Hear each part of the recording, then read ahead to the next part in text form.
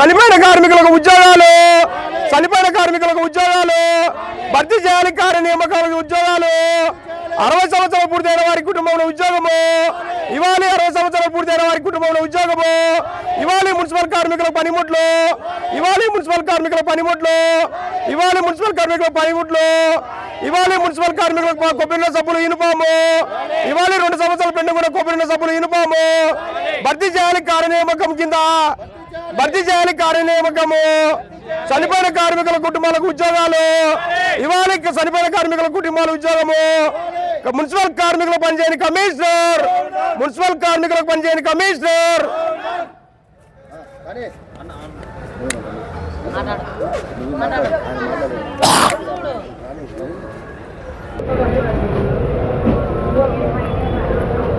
Satyanarayana CITU జిల్లా కార్యదర్శి ప్రొద్దుటూరు. ఈరోజు మున్సిపల్ కార్యాలయం వద్ద మున్సిపల్ వర్కర్లందరూ కూడా ఆందోళన చేయాల్సిన పరిస్థితి ఇక్కడ అధికారులు కల్పించినారు.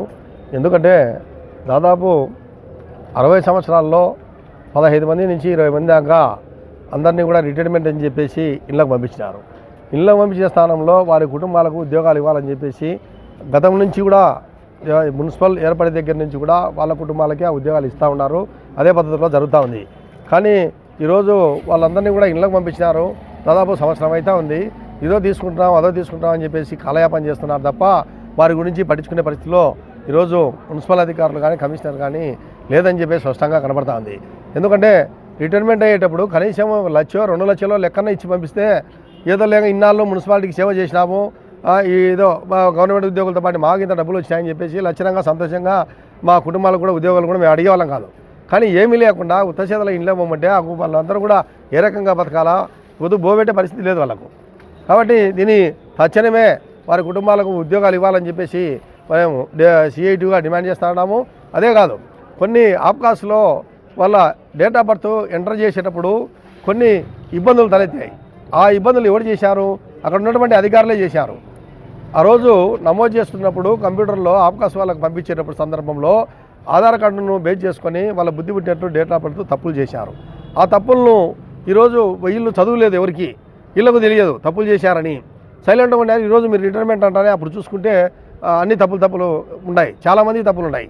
ఇవన్నీ తప్పులు అయిన వాళ్ళందరూ కనుక్కొని విజయవాడ పోయి దాన్ని సవరించుకొని చేసుకొని వస్తే డ్యూటీలోకి పంపించాలంటే కింది స్థాయి నుంచి F2 దగ్గర నుంచి ఎంత నిర్లక్ష్యం అంటే ఆ F1 అందుకు మహేష్ అనే వ్యక్తి అసలు పని చేసే పద్ధతి లేదు.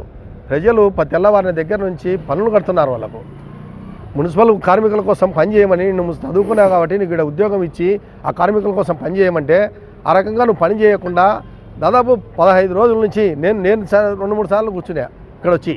నిన్న విధి లేని పరిస్థితిలో నేను కూడా కోపడి అన్ని ఆఫీసులో కూర్చున్నా. నువ్వు ఇంటికి పోవద్దు, నేను ఇంటికి పోవద్దు, వాళ్ళ ఫైలు చేసి పోమని చెప్పేసి. అయినా కూడా చెల్లడం లేదు అతనిలో. అంటే ఇంత నిర్లక్ష్యంగా వ్యవహరిస్తూ ఉంటే కమిషనర్ కానీ అసిస్టెంట్ కమిషనర్ కానీ ఏంటి పని అని చెప్పేసి ఎందుకు కింది వర్కర్లను మాట్లాడలేకపోతున్నావు? ఏంటి ఆంతర్యం ఏంటి మాట్లాడలేకపోవడానికి? ఎందుకు ఆ మహేష్ అనే అతను F1 ఎందుకు అతను నిర్లక్ష్యం చేస్తున్నాడు? ఈడ జీతాలు లేక కుటుంబాలు రోడ్లు పడుతున్నాయి. కానీ అంత సీరియస్ అయిన విషయంలో కూడా దాన్ని సీరియస్గా తీసుకోకుండా కింది స్థాయి ఉద్యోగులతో పని చేయించుకోలేని పరిస్థితుల్లో ఇప్పుడు కమిషనర్ కనబడతా ఉంది. ఇది సరైనటువంటి పద్ధతి కాదు. ఇదే కాదు, ఇంకా పనిముట్లు, ఈరోజు పనిముట్లు దాదాపు సంవత్సరం నుంచి అడుగుతున్నాం. దరిద్రం ఏమంటే పని చేసేవాళ్ళు మేము అడగాల్సి వస్తుంది. వాళ్ళు పనిముట్లు అన్నీ వాళ్ళు తెప్పించి పని చేయండి అని మా ఇంట పడాల్సింది పోనిచ్చి పనిముట్లు తెప్పియండో అని మేము మొత్తుకుంటున్నాం. సంవత్సరం నుంచి అనేక రకాలుగా ఆందోళన చేస్తున్నాం. పనిముట్లు లేవు, కొబ్బరి నూనె లేదు, చేతులు కడుకొని సబ్బులు లేదు, అనేక రకాలుగా జబ్బులు వస్తున్నాయి. ఒకసారి హాస్పిటల్కి పోతే 2,000 రూపాయలు ఖర్చు వస్తుంది. వాళ్ళకు వస్తున్న వేతనం 20,000 రూపాయలు. 20,000 రూపాయల్లో PF కటింగ్ పోను 16,000 రూపాయలు వస్తే 16,000లో ఏ రకంగా కుటుంబం బతకాలో ఈరోజు ఒక్కసారి ఆలోచన చేయాలా. ఎక్కడ చూసినా బాడీలు విపరీతంగా ఉన్నాయి, కుటుంబం బతకలేని పరిస్థితి. సబ్బు ఎంత దాదాపు 5 రూపాయలు 6 రూపాయలు సబ్బు. అది అటువంటి సబ్బులు 400 మందికి తెప్పించలేని పరిస్థితిలో ఈరోజు సంవత్సరాల తరబడి ఈ రకంగా జరుగుతూ ఉంది. ఇది తక్షణమే ఇక్కడ పాలకవర్గం ఏం చేస్తుందో, కమిషనర్ ఏం చేస్తాడో వాళ్ళకి ఎటువంటి ఇబ్బంది లేకుండా సబ్సెంట్గా అన్నీ కూడా ఏర్పాటు చేయాలా. చనిపోయిన కుటుంబాల వాళ్ళ 60 చనిపోయి వాళ్ళకు ఉద్యోగాలు ఇవ్వాలి. ఇంతవరకు 3 సంవత్సరాల నుంచి వాళ్ళని తిప్పుకుంటూ ఉన్నారు. ఏంటి ఇంత నిర్లక్ష్యం ఏంది? అధికారులు పని చేయకుండా ఏం చేయాలనుకుంటున్నారు? అంటే వీళ్ళ దగ్గర నుంచి ఏమైనా డబ్బులు ఏమైనా కావాలని ఆశిస్తున్నారా?